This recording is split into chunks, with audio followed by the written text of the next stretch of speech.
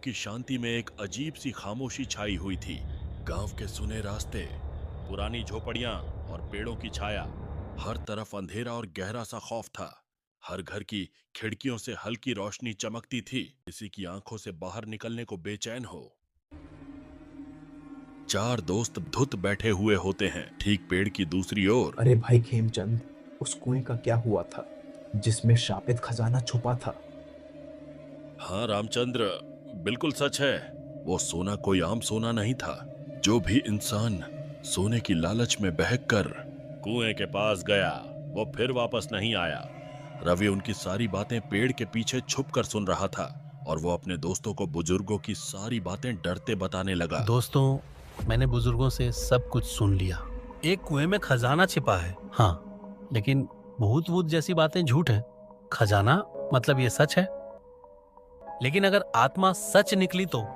हाँ, अगर सच में सोना चांदी दबा है तो हम अमीर बन जाएंगे। क्यों ना आज रात जाकर देख लें। ये सही नहीं है। हम वहां क्यों जा रहे हैं इतनी रात? अंधेरा, कुएं के पास जाना मतलब अपने आप को खतरे में डालना है। ये जिंदगी भी कोई जिंदगी है। हम कब तक गरीबी में जीते रहेंगे? अगर ये खजाना सच में हमारे हाथ लग गया तो शायद हमारी तकदीर बदल जाए। कब तक ऐसी जिल्लत की जिंदगी जीते रहेंगे? मौत तो वैसे भी एक दिन आनी ही है। वे धीरे धीरे पेड़ के पीछे से बाहर निकले और आपस में फैसला कर लिया। चारों दोस्त रवि की कार में चल पड़े, पर वो इस बात से अनजान थे कि अब उनके साथ क्या होने वाला है। धीरे धीरे चारों कार को लेकर जंगल की गहराई में चले जा रहे थे।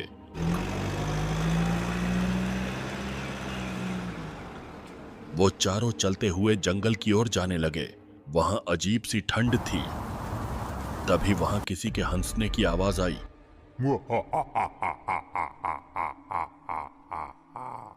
सुरेश, वो भयानक हंसी सुन लखन को कहता है। अरे यार, ये तो बस जंगल की सामान्य आवाजें हैं। तुम इतना डर क्यों रहे हो? कुछ नहीं होने वाला, बस अपने कदम आगे बढ़ाओ। सुरेश फिर भी उस आवाज को लेकर चिंतित था।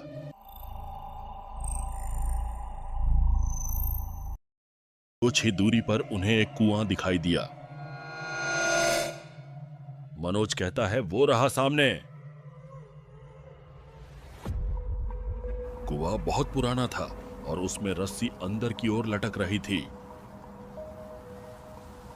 अरे मनोज, देखो, ये वही कुआं है जैसा बुजुर्ग बातें कर रहे थे। जैसे ही वे कुएं की ओर बढ़ने लगे, रवि की लाइट बार बार ऑन और ऑन ऑफ होने लगी। यह अजीब और डरावना नजारा देखकर सबके होश उड़ गए और वे सन्न रह गए। जैसे ही वे हिम्मत कर आगे बढ़े, तभी चले जाओ, ये मेरा कुआं है, वरना अपनी जिंदगी से हाथ धो बैठोगे।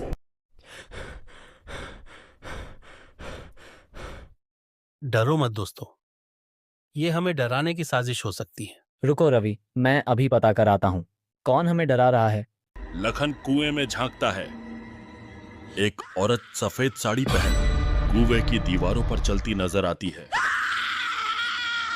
फिर इशारे में अपने दोस्तों से कहता है, कुछ तो है वहां, लेकिन तब तक देर हो चुकी होती है।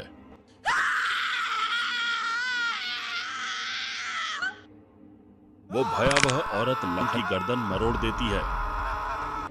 तीनों दोस्त वह डरावना दृश्य देख सन्न रह गए और वहां से भागने लगे। अचानक वो चुड़ैल लखन का काटा सिर लेकर उनकी पीछे चिंघती हुई आती है।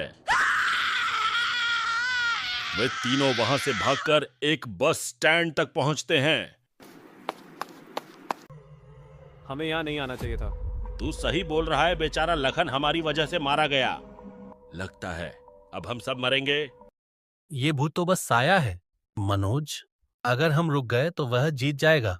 अब रोना बंद करो, हम साथ मिलकर यहाँ से निकलेंगे। रवि और मनोज हाथ मिलाते हैं। अचानक सुरेश को रास्ते पर एक कार आती हुई दिखती है। कार को हाथ दिखाते हैं। सभी डर जाते हैं क्योंकि कार में ड्राइवर ही नहीं था।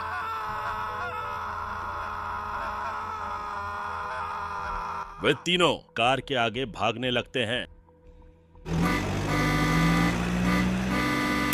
वे दोनों देखते हैं कार मनोज को कुचल रही होती है। मनोज रवि चिंकता है। वे दोनों उसे छोड़ वहां से भागते हैं। सुरेश और रवि थक कर रुक जाते हैं।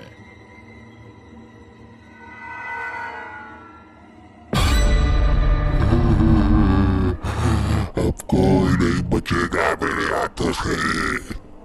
खजाना चाहिए था ना तुम्हें। ये कहकर अचानक गायब हो जाता है। सुरेश काफी डर जाता है और वो भगवान को याद करता है। अचानक ना जाने उसी रास्ते पर सुरेश को एक बोल बम वाला ट्रक दिखता है। सुरेश लिफ्ट मांगकर हमसे बैठ जाता है।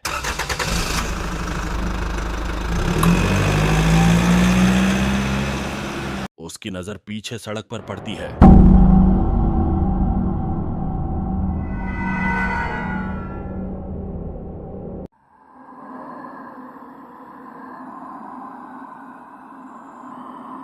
एक दिन उसी जंगल में एक पंडित उस कुएं के पास जाता है।